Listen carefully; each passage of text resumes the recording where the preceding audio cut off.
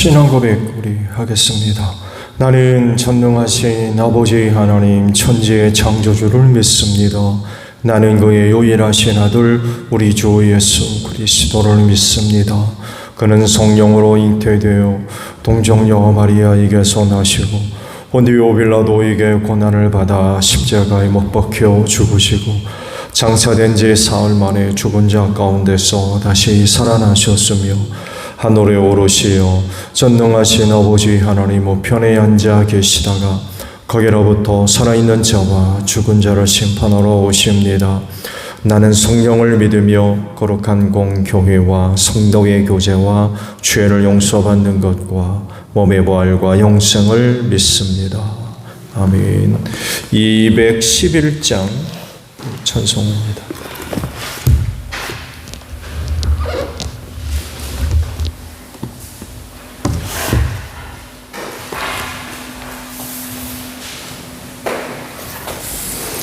찬송가 211장이에요.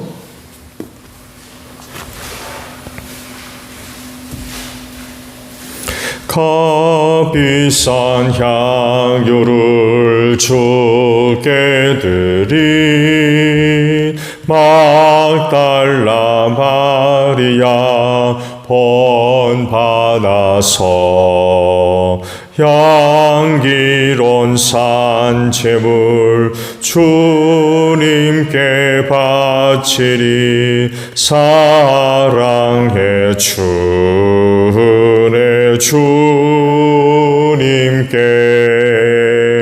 연약한 자에게 힘을 주고 어두운 세상에 빛을 비춰 성실과 인내로 내 영제 이끌리. 사랑해 주 내 주님께 두려운 마음에 소망 주고 슬픔에 쌓인 자 위로하며 길 잃은 자들을 친절히 이끌리. 사랑해 주 내 주님께 인생의 황혼이 깃들어서 이 땅의 수고가 끝날 때에 주님을 섬기다 평안히 가리라. 사랑해 주 내 주님께. 아멘. 말씀을 봅니다. 사도행전 21장이에요. 사도행전 21장 1절로 14절의 말씀입니다. 우리는 그들과 작별하고 배를 타고 곧장 항해해서 코스에 도착하였다. 이튿날로 로도에 들렸다가 거기에서 바다라로 갔다. 우리는 페니키아로 가는 배를 만나서 그것을 타고 떠났다. 키프로스 섬이 시야에 나타났을 때에 우리는 그 섬을 왼쪽에 두고 시리아로 행선하여 두로에 닿았다. 그 배는 거기서 짐을 풀기로 되어 있었다. 우리는 두로에서 제자들을 찾아서 만나고 거기서 2일을 머물렀다. 그런데 그들은 성령의 지시를 받아서 바울에게 예루살렘에 올라가지 말라고 간곡히 말하였다. 그러나 머물 날이 다 찼을 때에 우리는 그곳을 떠나 여행길에 올랐다. 모든 제자가 그들의 아내와 아이들과 함께 우리를 성 밖에까지 배웅하였다. 바닷가에서 우리는 무릎을 꿇고 기도를 하고 서로 작별 인사를 나누었다. 그리고 우리는 배에 올랐고 그들은 제각기 집으로 돌아갔다. 우리는 두로에서 출항하여 항해를 끝마치고 돌레마이에 이르렀다. 거기서 우리는 신도들에게 인사하고 그들과 함께 하루를 지냈다. 이튿날 우리는 그곳을 떠나서 가이사랴에 이르렀다. 7사람 가운데 한 사람인 전도자 빌립의 집에 들어가서 그와 함께 머물게 되었다. 이 사람에게는 예언을 하는 처녀딸이 넷이 있었다. 우리가 여러 날 머물러 있는 동안에 아가보라는 예언자가 유대에서 내려와 우리에게 와서 바울의 허리띠를 가져다가 자기 손과 발을 묶고서 말하였다. 유대 사람이 예루살렘에서 이 허리띠 임자를 이와 같이 묶어서 이방 사람의 손에 넘겨줄 것이라고 성령이 말씀하십니다. 이 말을 듣고 그곳 사람들과 함께 우리는 바울에게 예루살렘에 올라가지 말라고 간곡히 만류하였다. 그때 바울이 대답하였다. 왜들 이렇게 울면서 내 마음을 아프게 하십니까? 나는 주 예수의 이름을 위해서 예루살렘에서 결박을 당할 것뿐만 아니라 죽을 것까지도 각오하고 있습니다. 바울이 우리의 만류를 받아들이지 않으므로 우리는 주님의 뜻이 이루어지기를 빕니다 하고는 더 말하지 않았다. 아멘. 자, 오늘은요 방금 보신 14절의 말씀입니다. 바울이 우리의 만류를 받아들이지 않으므로 우리는 주님의 뜻이 이루어지기를 빕니다 하고는 더 말하지 않았다라는 말씀입니다. 바울의 계획이 뭐죠? 오순절까지 예루살렘에 방문하는 거였습니다. 그렇죠? 그래서 오순절이 이르기 전까지 예루살렘에 도착하기 위해서 사도 바울이 발빠르게 움직이게 되었죠. 절기를 지키려고 그랬나요? 근데 구체적인 이유가 밝혀지지는 않습니다. 왜 그가 시간이 모자란 것도 아닐 텐데 오순절까지 예루살렘에 도착하려 했던 이유가 뭘까? 오순절을 언급하는 거 보니까 절기를 지키기 위해서 올라가려 한 것으로 보이기는 해요.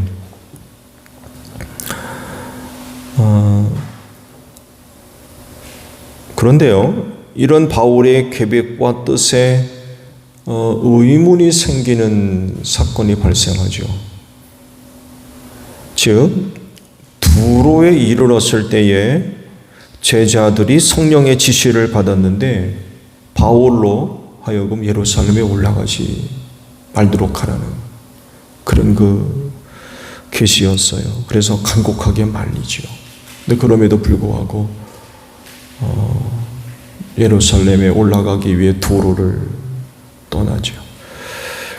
가이사랴에 이르렀을 때에 그곳에 사는 7 집사 중 하나인 빌립의 집에 머물렀다고 그러죠. 그곳에 머물러 있을 때에 아가보라고 하는 예언자가 유대로부터 내려와서 바울의 허리띠를 가져다가 손발을 묶고는 자기 아가보의 손발을 묶고는 이 허리띠 주인이 예루살렘에 올라가면 네같이 될 거다 라고 성령이 말씀하십니다. 이런 계시 메시지를 또 전달하게 되죠. 그래서 그곳 사람들이 아가보 예언자의 예언을 듣고는 성령이 계시죠. 말씀을 듣고는 바울을 또 말립니다. 올라가면 안 됩니다. 이런 일이 있다고 하는데 올라가시면 안 된다고 권면을 아주 간곡하게 권면을 합니다. 그렇지만 바울은 자기의 그 계획을 굽히지 않죠. 올라가겠다는 거. 그런 일이 있어도 내가 올라가겠다. 예수의 이름을 위해서 예루살렘에서 결박을 당할 뿐만 아니라 자기 목숨을 잃은 것까지도 가고 있다 라고 하면서 선교 팀원들을 비롯해서 주의 제자들의 간곡한 그런 그 만류를 받아들이지를 않죠. 결국에는 예루살렘에 올라가죠. 이제 말씀을 계속 보겠습니다만 해도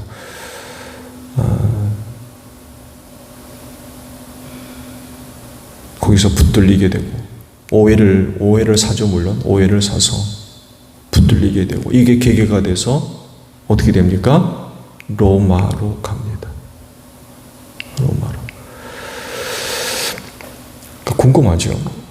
이 바울 사도가 그랬을까? 바울 사도가 왜 그런 모습을 보여줬을까? 그는 왜 굳이 환란이 기다리고 있는 예루살렘으로 올라가려고 한 것일까? 만약 올라가지 않고 그냥 선교지에 남아 있었다고 하면 어떻게 됐을까? 어떻게 됐을까? 물론 예루살렘에서 붙들리는 일은 없었겠죠. 그렇죠? 그런 일은 당하지 않았을 겁니다. 근데 그게 최종적인 걸까요? 성령님은 분명하게 다른 사람들을 통해서 앞으로 바울에게 어떤 일이 있을지를 말씀하셨어요. 2번이나 거듭 똑같은 메시지가 전달됐죠. 그건 확실하다는 얘기예요.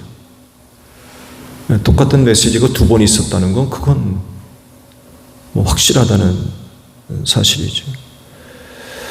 그렇다고 하면 다른 사람도 아닌 사도 바울이라고 하면 그와 같은 성령을 통한 메시지가 있다고 하면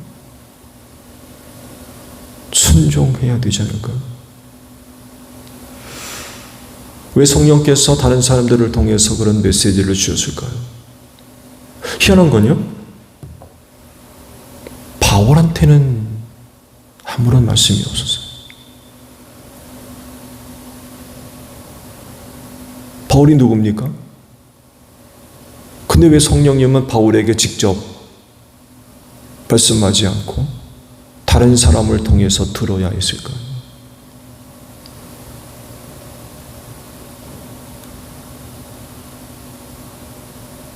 다른 사람은 못 듣더라도 바울은 들어야 되지 않나요? 그가 하는 역할이나 감당해야 할 사역들, 또 교회에서 차지하고 있는 어떤 범위나 영향력 이런 것들을 생각해 본다면 다른 사람이 들을 수 없는 부분은 그는 들어야 될 사람 아닙니까? 근데 성령은 바울에게 자기에게 일어날 일을 언급하지 않으셨어요. 다른 사람들에게만 계시하셨던 거죠. 이것도 참 의아한 그런 모습이죠. 근데 그런 일이 2번씩이나 있었음에도 불구하고 바울은 왜 굳이 예루살렘으로 올라가려 했을까?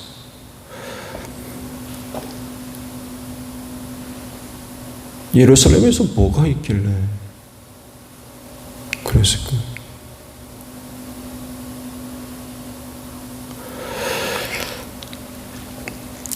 앞서 그와 관련된 말씀들을 쭉 연결시켜서 찾아보게 되면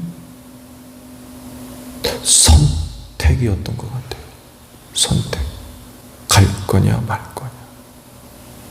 거냐를 두고 사도 바울의 믿음의 선택. 믿음 안에서 내려진 선택.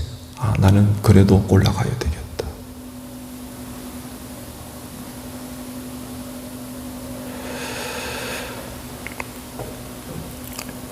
밀레도에서 에베소 교회 장로들을 불렀죠. 오순절까지 예루살렘에 가야 되기 때문에 에베소까지는 못 들렸던 거죠. 그래서 사람들을 시켜서 보내서 불렀습니다. 사람들을. 그리고 고별 설교를 하죠. 거기서 우리가 말씀을 쭉 봤죠. 그러면서 그런 얘기하죠. 다시는 내 얼굴을 보지 못할 거다. 왜 이런 얘기를 했을까? 왜 이런 예언을 하게 됐을까? 그는 뭔가를 알고 있었던 것 같아요. 네. 자신에게 일어날 일이 무엇인지는 잘 모르지만 알고 있었던 것 같아요. 그러니까 이런 예언이죠. 예언. 다시는 나를 보지 못할 거다.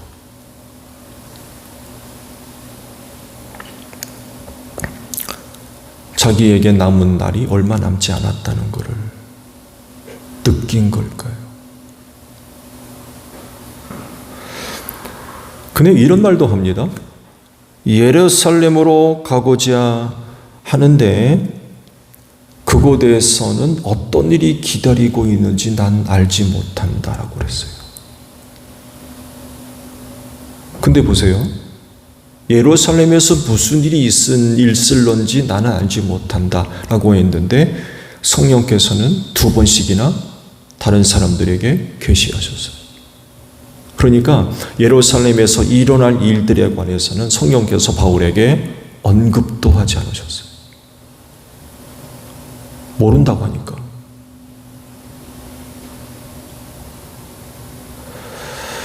그런데 이후 제자들을 통해서 이제 예루살렘에서 어떤 일이 있을 것인가를 들은 거죠. 난 알지 못한다라고 했는데.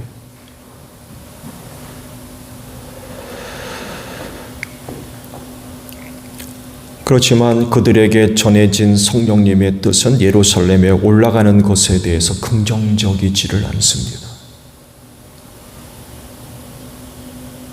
그러니까 제자들이 말리죠.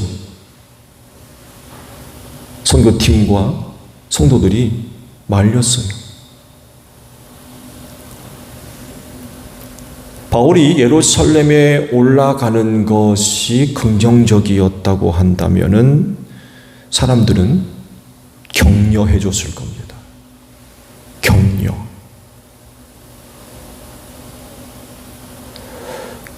그런데 그게 아니니까 막죠.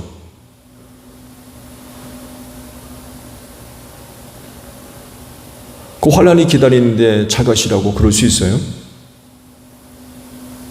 못 가게 막지. 그러나 바울은 예루살렘으로 올라가기로 합니다.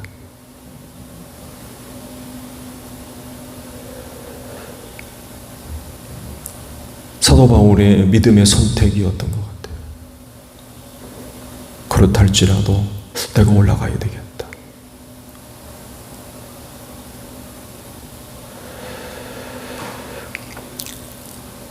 그리고 그 다음이 중요해요. 주님은 그런 글을 계속 사용하십니다. 로마로 보내기 위해서.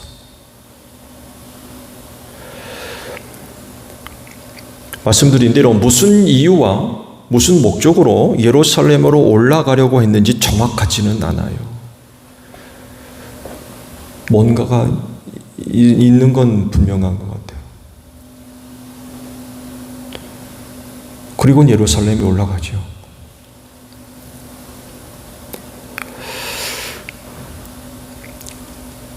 주님의 뜻을 이루는 내용, 과정, 방법, 수단, 그거 압니까? 물론 계시가 있다면 알 수 있죠. 계시가 있다면. 주께서 나를 통해서 뭔가 하시려는 것을 계시가 있다면 알겠죠.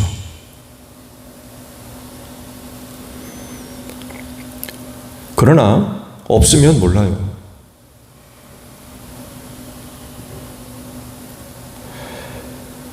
그렇지만 중요한 건 하나는 우리를 사용하신다는 것. 그래서 우리가 무슨 선택을 하든지 하나님의 뜻을 이루는 데는 지장이 없다는 것입니다.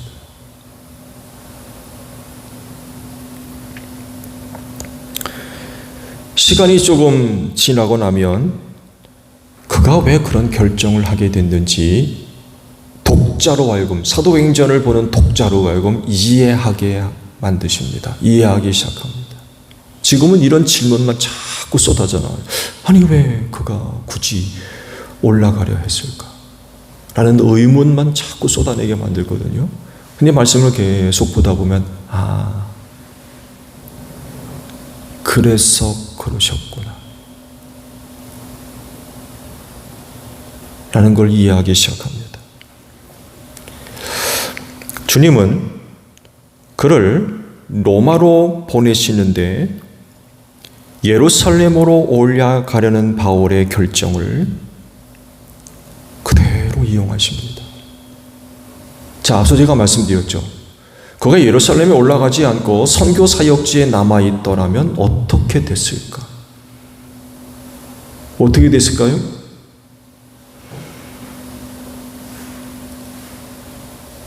역시 로마로 갑니다. 단지 예루살렘에서 겪었던 일, 유대인들에게 붙들리고 어려움을 당하는 일은 없는 거죠. 궁극 바울을 통해서 하나님께서 이루시고자 하시는 궁극적인 목적이 예루살렘에서 고난을 당하는 겁니까? 아니잖아요. 로마로 보내서 복음 전하는 거예요.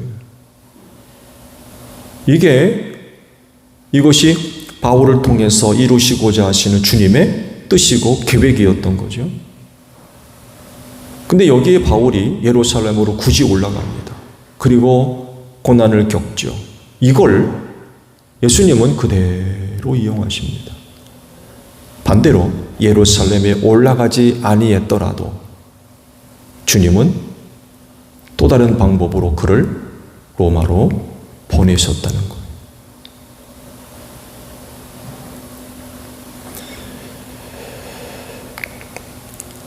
주님의 뜻을 이루시는데 제한이 되는 이유가 있나요? 있어요, 없어요? 있을 수 없습니다. 하시면 하시는 분이 주님이세요. 그 어떤 게 제한의 이유가 있습니까? 있을 수 없는 거. 그 무엇도 가로막을 수 없어요.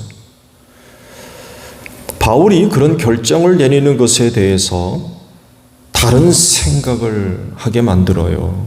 그렇지만 주님은 개의치 않습니다. 바울이 성령의 2번에 걸친 계시가 있음에도 불구하고 굳이 예루살렘에 올라가기로 결정을 하는 그런 선택을 해서 올라간다 할지라도 주님은 개의치 않으세요. 로마로 보내세요. 그렇게 해도 로마로 보내신다.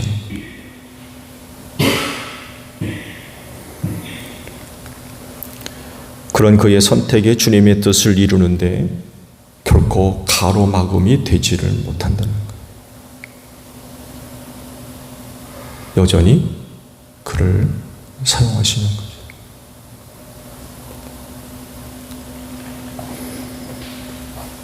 믿음으로 사십시오. 믿음 갖고 사십시오. 주의 일꾼으로서 언제나 쓰임받아야 할 사람들이기 때문에 믿음으로 사셔야 돼요. 이 믿음이 우리를 예수님과 이어지게 만드는 거죠. 그리고 그분의 손에 붙들려서 주님의 뜻을 이루시는데 쓰임 받을 수 있는 것입니다. 오늘도 믿음으로 사시면서 소중하게 쓰임 받는 여러분들이 되시기를 바랍니다. 주기도문 합니다. 하늘에 계신 우리 아버지, 아버지의 이름을 거룩하게 하시며 아버지의 나라가 오게 하시며 아버지의 뜻이 하늘에서와 같이 땅에서도 이루어지게 하소서. 오늘 우리에게 일용할 양식을 주시고 우리가 우리에게 잘못한 사람을 용서하여 준 것 같이 우리 죄를 용서하여 주시고 우리를 시험에 빠지지 않게 하시고 악에서 구하소서. 나라와 권능과 영광이 영원히 아버지의 것입니다. 아멘. 기도합니다.